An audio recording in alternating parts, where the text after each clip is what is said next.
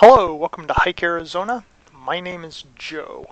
We are going to talk about Route Manager and who would benefit from this video. Route Manager is used to create hikes that you might want to hike on a map, or you could also use it after you have hiked and you have recorded on a GPS receiver or a smartphone app such as HasTracks. You could see where you went and clean it up and whatnot. So let's talk about Route Manager. We're going to go to the map from the home page of hikearizona.com. And this is our map. What we're talking about is this tab right here, Route Manager. If you need some help after the video, we suggest the help. This is kind of a mini overview of what Route Manager is about. Let's go ahead and read this first paragraph because it's pretty important. A route is a collection of tracks and or waypoints. Waypoints are also known as points of interest. Route Manager allows you to create and or edit routes. Routes can be downloaded for your GPS unit. These routes can also be imported into our HasTracks app, so you can follow along on the trail.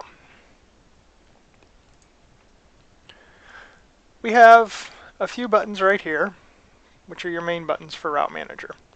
There's a couple up here in this corner of the map too. We have Add Track and Add Waypoint. The other three icons here are just the popular ones over here for quick access if you don't happen to be on this Route Manager tab. Let's go ahead and zoom in to an area that we are familiar with. I am familiar with South Mountain. Okay, I zoom in, and just a little basics on the map. When you right click over the map, you get a context menu. This is the context menu. Most notably, you can change the layer here. I'm going to change it to terrain so that we get some definition. Okay, so now it's easier to see. Some prefer the topo maps. CalTopo is a good one to look at. So now, we're going to zoom into our area. All these layers are great. Satellite is a very good one for Route Manager because you can zoom in further and you could actually see where you might be hiking on satellite view. So let's say up here at Telegraph Pass that we're going to park here on this apron right here, and I have the red crosshair in the center of the map right there. One thing to note when you're using satellite in a metro area, you want to undo 45-degree angle, because right now we're getting an angle of the satellite, and watch what happens when I click that. It changes the layout just a little bit, as you can see. So for more accurate tracks in metro areas, undo 45-degree angle. I'm going to go ahead and throw down a waypoint to signify as the trailhead. So I'm going to say park here. And we could change this icon to parking or any of those other icons. And I'm just going to start, and I'm going to pretend like I'm creating a little hike to do here. South Mountain is well documented on site, so you probably wouldn't create a hike here, but you might. I'm going to click on Add Route, this icon in the upper left corner of the map, and it gives you some instructions at the top. Click or tap Map to add track points. Re-click to remove, drag to position. So I'm going to do my first click over by where I park, and as it said, I could re-click it to remove it, or I could drag it to move it. I'm going to go ahead and add a couple more. Just keep clicking the map. And boom, we're going up these switchbacks right here.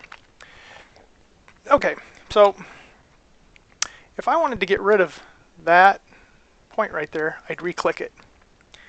When you have translucent squares between the main points, when you drag them, it creates a new point. Drag that, creates a new point. drag creates a new point. Okay, so now that we understand that, let's get into some good habits. The first thing that we're going to want to do is we're going to want to save this to Route Cloud. My first South Mountain hike. We're going to save it. Actually, I'm going to go ahead and copy that. I'm going to put that in as the track name too.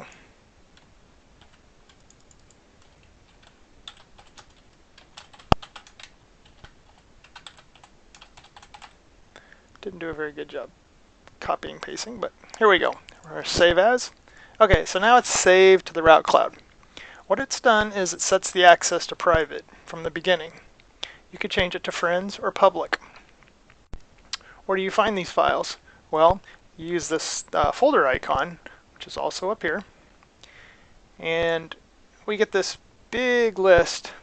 Yours will be empty when you start, but you will gain hikes as you go. As you can see, I have a whole bunch listed here.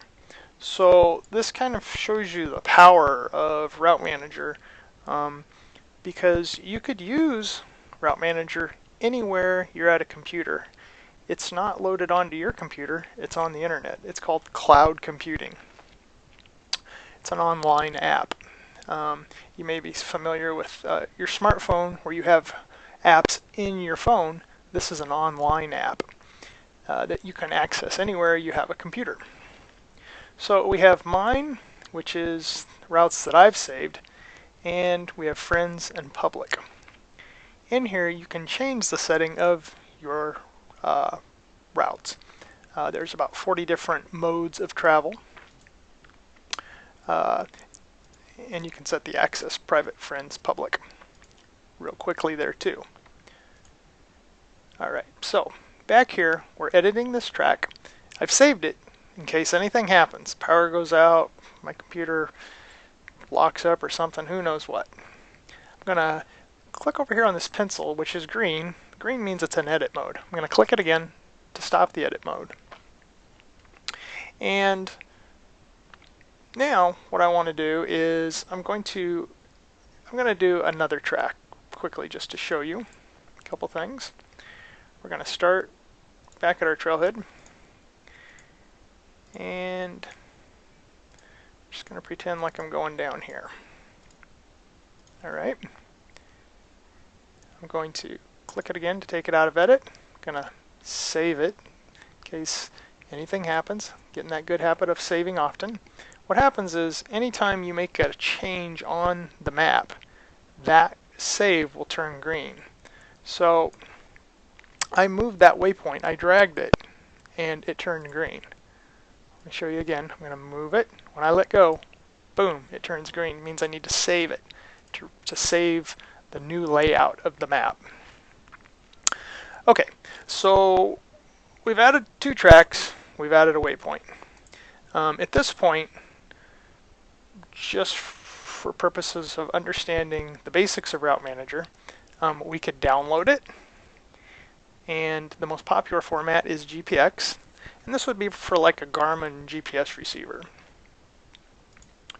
You could link it, where we would get a URL for a browser that we could email to a friend, perhaps. Right now it's set to private, so I really couldn't share it with anybody. If I shared it to friends, and any friends that I have on Hike Arizona that I've designated as friends, they would be able to see this link. So my favorite is terrain, because it loads quickly. Let's go ahead and click on that and see what happens. Okay, so it's loading a map, a new map, and boom, you can see there is our route, and we created it. It's the exact same thing that I have over here, except for I'm on satellite over here. So I could save, or I could share this URL with a friend. I'm going to close that window and go back to my main window. Okay, so we've loaded, we've downloaded, we've created a link. Posting. Okay, you're probably not going to post something that you create on the map, Posting is for after you've hiked and you've recorded information and maybe you edit out scribbles or whatnot. Maybe a backpacking trip, you separate the days. Then this would be a quick way to post it to Hike Arizona. We've gone over the help, and clear is obviously going to clear that map right out. I'm going to clear it because it's been saved, just to show you. Boom, clear. Then I'm going to load it. There it is again. All right, so we've gone over some basics here. Let's go more in depth. What can we do with the tracks? And this is kind of where the fun begins. I've loaded it. I'm going to save it. When you hover over a track, you will see at the beginning, right down here, it creates a little circle. That means that is the beginning of your track. In this little blue pop-up below where I'm hovering, it says my first South Mountain hike. Click to edit. So you could click this track to edit it. But under that, it's telling you you're at the 0.01 mile point in it. And see that little line under it? That shows you're at the beginning. As we scroll across, that line will get bigger. So you know where you are on the position on the track. Doesn't seem relevant here, but when you have overlapping tracks, out and back tracks, that's going to make a big difference. So let's click this track to show you the menu of options for tracks. Okay, we're going to start at the top. We have edit, which is duplicated from over here. There's a couple of these things. These are the quick ones, are the most popular. But let's just click on edit to show you one thing about overlaps. I'm going to overlap this track with the other one. I'm going to undo, or I'm going to turn off editing. Okay, so we have black on top, then red. I can change the order of these tracks by clicking on order down here and then dragging to the position that I like. And I'm going to turn order off. You'll see these little green arrows here go off when I turn it off. And that just changes the order that it's presented, top to bottom. The last action I did was I dragged that black map, or that black track over the red. It's still over the red. Well, if you click a colored square over here, it will bring the track to the foreground. So I'm going to click on red. Boom, it brings it to the foreground. Click on the black, brings it to the foreground. That's good to know too when you're editing. Let's go back and click on the track for another edit. Let's click right there. And we have split is our next option here. Let's go ahead and see what split does. Splits that track right there. Since I didn't really want to split it, I'm just showing you, I'm going to go ahead and I'm going to join it. I'm going to click the end of the track that I want to join. I want to click this end of the track because this is where I want the join to begin. I will select join, and then I'm going to click on the end of the track that I want to join it to. This will join it to the end of that track.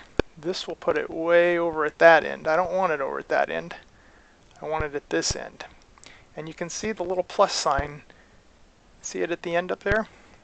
And if you go about halfway into this track, you're going to see this is about the halfway mark, depending on where it's going to join. So if I click over here, it's going to join on this side. Boom, and it makes that a black track again. Save it. All right, in review, we've gone over edit, we've gone over split, we've gone over join. This little line up here is the same as that little blue hover. It's telling you where you are in the line. We're about yay far into that track, just so you remember. Center, let's go ahead and move that map over again and we'll try center. It just centers it really quick. Profile is going to give us an elevation profile on this. And when you drag your cursor over the profile, you can see that it moves along the track. One thing to note on this, you can click anywhere on this profile and drag for a close-up view of the profile. Then you have a reset zoom over here. When you are editing a track, it's a good idea not to have the profile open, because each edit will redraw that profile and it'll slow your computer down. Let's go ahead and click on the track again. And we have reverse, which reverses the route. We have sync, more information in that little blue icon, which syncs it to known elevation. It's a good idea to use, especially for smartphones. GPS receivers aren't great at elevation, but smartphones are even worse. Both are very good at pinpointing your location. So GPS does a great job of knowing exactly where you're at, but the elevation, it doesn't do so good. It's getting better, but it's not perfect. We have measure. Okay, let's close that pop-up. I'm going to show you measure. So as we stated, in that little blue pop-up below, it tells us where we are in the track. And you see it goes 0.1, 0.01, and over here it's 0.04. But what if I want to measure from here? If I click the track and I set a measure, it's going to put a little icon there. Now we're going to have two numbers there. So the measure from that icon over here to over here is 0.02, and back to the beginning of it is 0.03. That's how measure works. I could set a new one, or I could unset the measure. Okay, next up for grab is color. Self-explanatory, you change the color of the track. We also have clone. Okay, when would clone be used? Well, let's say this blue track that we've created, we wanted to do an out back. If we clone it, it's going to create a new track identical and put it on top. So you're going to see a new color.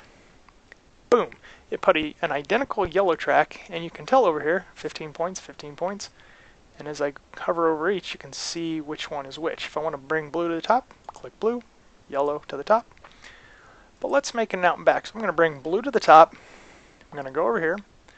I'm going to click join. It's going to put it to the bottom. I'm going to click on the yellow. And now we have an out and back. 30 points instead of 215s. I can click on the profile, and I can see it goes up the mountain, and it comes right back down, identical. Or identically, if you want to create a new word. Let's go ahead and save that. Let's see what else we have in our menu. We also have, only available for admins, you could post directly. It's not available to the general public. If you're handy dandy at GPS and Hike Arizona and you want to become a member of the admin team for GPS and mapping, contact the webmaster. The other option here is delete. We could simplify a route. Simplify would be if you have a huge route like thousands of points, probably 5,000 or more points. This does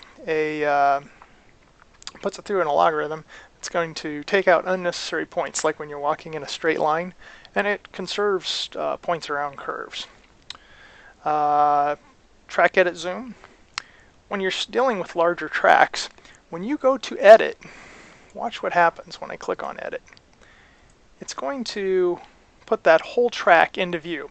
It doesn't seem like a big deal with this tiny little track, but if you have a bunch of stuff going on, I'm going to turn it off, and I'm zoomed into the map right here, and I don't want this map to move. When I click edit up here, I would undo track edit zoom. So now when I click edit, it's not going to reorient the map. Alright, so we've gone over some basics here. We have learned how to create tracks, waypoints. We learned how to save it, download it, link it, post it if you were editing a track that you had previously recorded. Let's see, we have a couple things down here. We can sort, or we can do items based on what is checked. So if we checked a track or another, or a couple tracks, or we could do all, undo all. If I wanted to download just that track, I would click this little download. So instead of, when you click up here, you get your normal download.